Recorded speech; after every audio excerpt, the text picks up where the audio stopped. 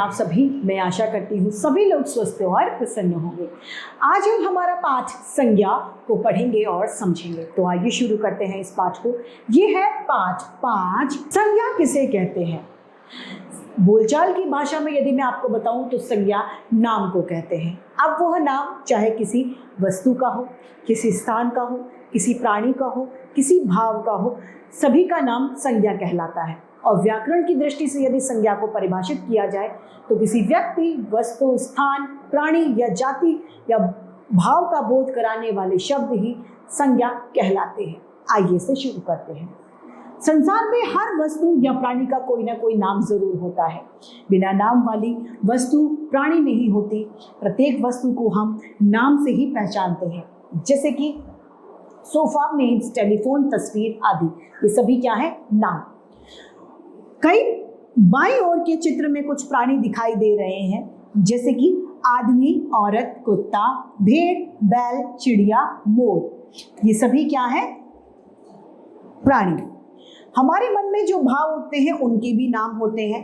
हंसी, मजाक, प्यार, क्रोध, वीरता, रोना, ये सभी क्या है? भाव। यानी ये कहा जा सकता है किसी व्यक्ति, वस्तु, प्राणी, स्थान और अवस्था के नाम को संज्ञा कहा जाता है। इन चित्रों को ध्यान से देखिए। लड़का, मोर, घोड़ा, ये क्या कर रहे हैं? ये पहला चित्र जो लड़के का है, ये संपूर्ण लड़के जाति को बता रहा है, क्योंकि ये कोई विशेष लड़का नहीं है।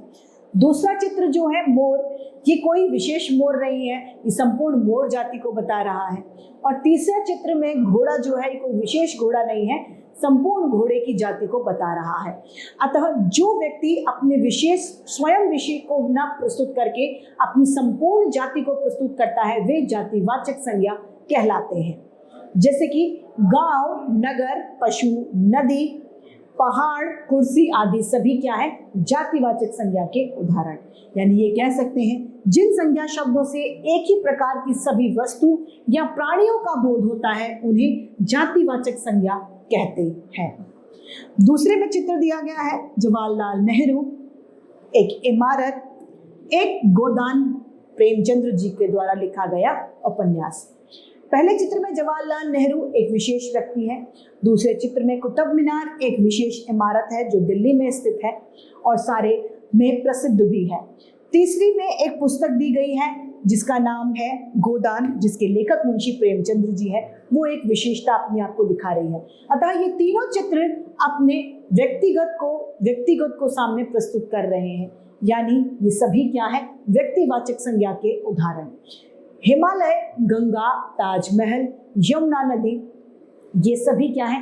व्यक्तिवाचक के उदाहरण हैं। यानी ये कहा जा सकता है कि जिन संज्ञा शब्दों से किसी विशेष व्यक्ति, वस्तु, स्थान, भवन का बोध होता है, उन्हें व्यक्तिवाचक संज्ञा कहा जाता है। जैसे कि पंडित जवाहरलाल नेहरू, महात्मा गांधी, सुभाष चंद्र बोस, ये सभी क्या? व्यक्तिवाचक संज्ञा के उदाहरण है। अब इन चित्रों को ध्यान से देखते हैं। एक व्यक्ति गरीबी में दिखाई दे रहा है, एक बच्चा दिखाई दे रहा है, एक बूढ़ा व्यक्ति दिखाई दे रहा है, एक व्यक्ति किसी के बैग से कुछ चोरी कर रहा है। तो पहला व्यक्ति गरीबी को दर्शा रहा है। गरीबी एक भाव है जिसे हम छू नहीं सकते। बचपन और बुढ़ापा एक अवस्था है, यानी ये भाव है जिसे हम महसूस कर सकते हैं। चोरी भी एक भाव है। भाववाचक संज्ञा को केवल अनुभव किया जा सकता है, उसे देखा या फिर टच यानी छुआ नहीं जा सकता। जैसे कि अच्छाई, बुराई, भलाई, मिठास, निर्धनता, कोमलता, चढ़ाई आदि सभी क्या है? भाववाचक संज्ञा के उदाहरण है। यानी ये कहा जा सकता है जिन संज्ञा शब्दों से किसी व्यक्ति के गुण, दोष, अवस्था आदि का बोध होता है, वे सभी भाववाचक संज्ञा के उदाहरण हैं या फिर वो भाववाचक संज्ञा कहलाती है। अब भाववाचक संज्ञाओं के कुछ नियम हैं। पहला है जातिवाचक संज्ञा से भाववाचक संज्ञा में परिवर्तन होना। जातिवाचक संज्ञा है बच्चा, भाववाचक बचपन, सेवक, सेवा, नेता, नेतृत्व, लड़का, लड़कपन, पुरुष, पौरुष, अध्यापक, अध्यापन। अब सर्वनाम से भाववाचक संज्ञा में परिवर्तन। सर्वनाम है मम, भाववाचक ममत्व।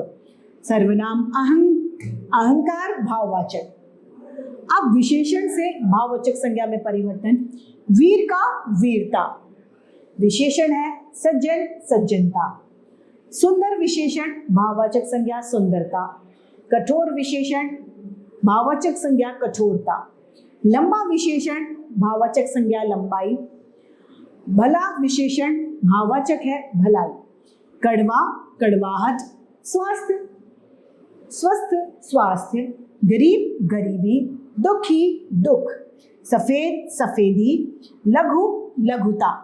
राष्ट्रीय राष्ट्रीयता। विद्वान विद्वता। अब क्रिया से भाववाचक संज्ञा। चलना का चल या चाल। पढ़ना पढ़ाई। मारना मार। सिलना सिलाई। जीतना जीत। जागना जागरण या जागृति। पूजना पूजा। गिरना गिरावट। उतरना उतराई। हारना हार। ये सभी क्या है? क्रिया से भाववाचक संज्ञा में परिवर्तन। तो इसी के साथ हमारा ये पाठ समाप्त होता है। मैं उम्मीद करती हूँ आप सभी को ये पाठ भली भांति रूप से समझ में आया होगा। आज के लिए इतना ही, फिर मिलते हैं। धन्यवाद।